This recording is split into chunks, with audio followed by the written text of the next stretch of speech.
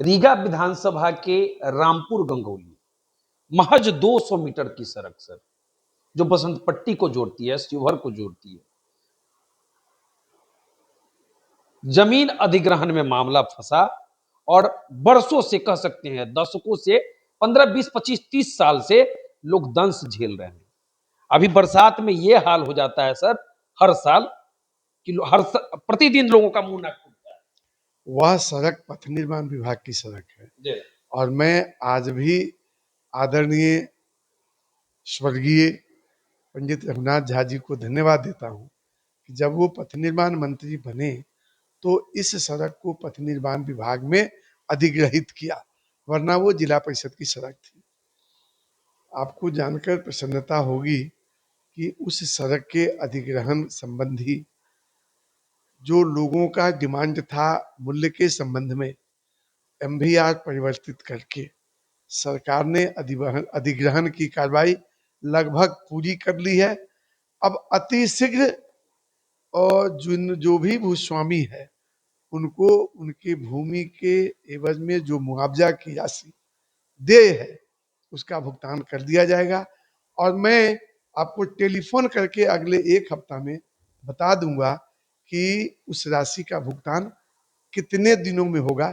लेकिन जो मैंने जानकारी की है उसमें अब बहुत कम समय लगने वाला है। मतलब महीने 2 महीने, मतलब शायद उतना नहीं, उससे पहले हो उससे जाएगा। पहले हो जाएगा। और काम भी मतलब 200 मीटर की बात है तो 10 15 20 25 दिन में हो जाएगा। पहले उनको मुआवजे की राशि का भुगतान हो जाए तभी उस पर काम आरंभ होगा। चूंकि लंबे समय से जी। नहीं हुआ तो लोगों के मन में विश्वास अविश्वास का में कायम वो है। हाँ होगा। तो जैसे भुगतान हो जाएगा मैं जरूर 1 महीने के अंदर उसके निर्माण की प्रक्रिया आरंभ करने के लिए चेष्टा करूंगा। रीगा में एक्सप्रेस ट्रेनों का ठहराव नहीं है सर, मतलब इंडस्ट्रियल एरिया और सीतामढ़ी रेलवे स्टेशन को जाम से मुक्ति दिलाना है, भीड़ भाड़ से मुक्ति दिलाना है तो रीगा को डेवलप करना जरूरी है। रीगा में आरक्षण काउंटर नहीं है, रिजर्वेशन काउंटर नहीं है, लोग भागे भागे सीतामढ़ी आते हैं, जबकि रीगा एक, कह सकते हैं, एक इंडस्ट्रियल एरिया है। मेजरगंज के लोग, बसंत पट्टी के लोग, शिवहर के लोग वहां से आकर ट्रेन पकड़ सकते हैं। ये बहुत ही महत्वपूर्ण विषय आपने छुआ है। मेरा भी ध्यान इसकी तरफ नहीं गया था। मैं रीगा में जो गुमटी है जी। और बेगिनिया में फुलवारी गुमटी हम लोग बोलते हैं, जो हॉस्पिटल चौक से परसौनी की तरफ जाती है, इन दोनों जगह पर आरओबी, ऊपरी पारपथ जिसको हम कहते हैं, के लिए जब दिलीप जायसवाल जी मिनिस्टर थे तो चालू वित्तीय वर्ष के कार्य योजना में शामिल करके स्वीकृति प्रदान करने के सूची में डलवा दिया है। परंतु आपने जो बात कही है ठहराव एक्सप्रेस ट्रेन का और टिकट काउंटर, ये सही सवाल है। मैंने कोई चेष्टा नहीं किया है। आपके चर्चा से मेरे मन में ये भाव जागृत हुआ कि मुझे रेल मंत्री से समय मांगकर या जीएम पूर्वोत्तर रेलवे से समय मांगकर इसका प्रयास करना चाहिए। मैं आपको धन्यवाद देते हूँ। सिर्फ आज यही कहूँगा कि अब मैं इस पर प्रयास करूँगा।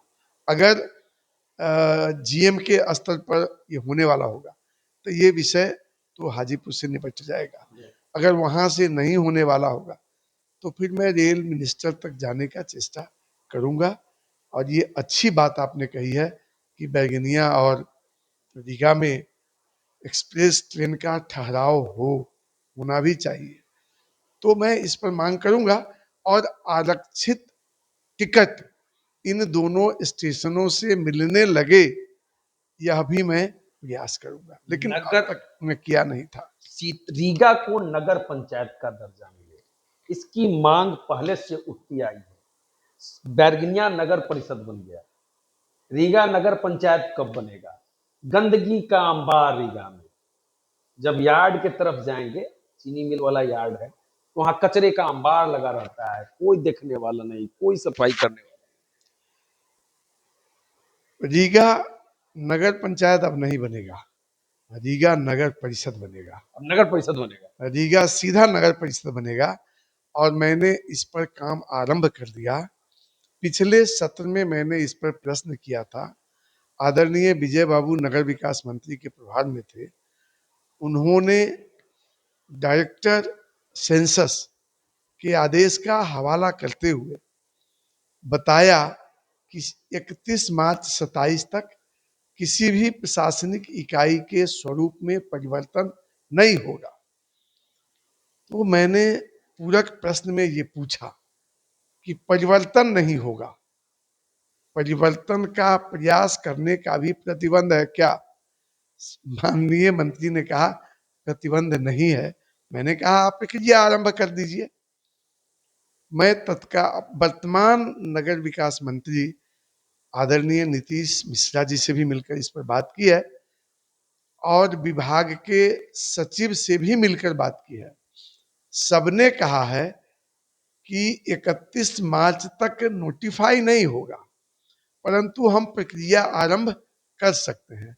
इसलिए आपको जानकारी के लिए ये बोल रहा हूं कि नगर परिषद अब नगर पंचायत से ऊंचे दर्जे का नगर निकाय होगा। अब रीगा उस श्रेणी में आएगा और मुझे पक्का भरोसा है कि मैं वित्तीय वर्ष 27-28 में उस लक्ष्य को हासिल कर सकूंगा। 28 से पहले नगर परिषद बन जाएगा, बन जाएगा। बन जाएगा। मतलब अपना सरकार होगा रीगा के इलाके का। रीगा शहरी क्षेत्र के रूप में विकसित होगा और शहरीकरण के क्षेत्र में बिहार देश के औसत से बहुत पीछे है। मैं कह सकता हूं आधा के नीचे है। और मैं इस पर जब काउंसिल मेंबर था तब भी सवाल उठाया था और धन्यवाद श्री नीतीश कुमार जी को कि मेरे सवाल उठाने के बाद अनवरत उन्होंने कोशिश किया है कि हम राष्ट्रीय औसत के करीब आए, लेकिन अभी हम आधे हैं। परंतु जो पूर्व की स्थिति थी उसमें प्रगति हुई है। चलिए अब बिहार की राजनीतिक हलचल पर चर्चा कर लेते हैं। आजकल कंगन विवाद छिड़ा हुआ है। राबड़ी मैडम पूर्व मुख्यमंत्री एक कंगन क्या एक गायक को दे दी, हाय तौबा मच गया। तो दुनिया देती है गिफ्ट गायक को। लालू जी जब चीफ मिनिस्टर थे तब भी वो किस्म किस्म के सांस्कृतिक आयोजन करते थे। कई लोग उसमें शिरकत भी करते थे। व्यक्तिगत तौर पर मेरा मत है कि अगर आप किसी कलाकार को पुरस्कृत करते हैं तो उसमें हमें आपत्ति नहीं होनी चाहिए। और परंतु कुछ प्रश्न जरूर उठते हैं कि आखिर राबड़ी जी इतनी उदारता क्यों दिखा रहे हैं? किसी भी कलाकार को उनके कला के लिए प्रोत्साहित करने का और भी तरीका है। हम उनको प्रशस्ति पत्र दे सकते हैं। हम उन्हें बिहार के जो स्वाभिमान को प्रदर्शित करने वाला कलाकृतियां हैं, चाहे वो मधुबनी के पेंटिंग का हो, चाहे लिच्छवी गणराज्य के स्थापना से संबंधित हो, बहुत सारी चीज हैं। कुछ आर्थिक सहयोग हो गया कलाकार को, जेब में पैसे भी तो चाहिए सर। आर्थिक मदद आप करते हैं तो उस पर भी कई प्रश्न चिन्ह उठते हैं। आप क्या उस तरह के अन्य भी लोग हैं, बहुत सारे पत्रकार हैं जो बड़े मुश्किल से अपना काम कर रहे हैं, एक हॉबी है वो पत्रकारिता कर रहे हैं। आपने इसके पहले अन्य लोगों को इस तरह से पुरस्कृत किया है क्या? अगर नहीं किया है तो वर्तमान पर तो जो आपने कंगन उपहार दिया है, प्रश्न पूछे जाएंगे। बिहार में